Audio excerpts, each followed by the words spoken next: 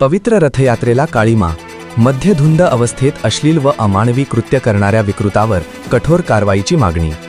सटाणा शहरात देव मामलेदार संत श्री यशवंतराव महाराज यांच्या पवित्र रथयात्रेदरम्यान मध्यधुंद अवस्थेत एका विकृत व्यक्तीने सार्वजनिक ठिकाणी घृणास्पद, अश्लील व अमानवी कृत्य केल्याचा धक्कादायक प्रकार उघडकीस आला आहे।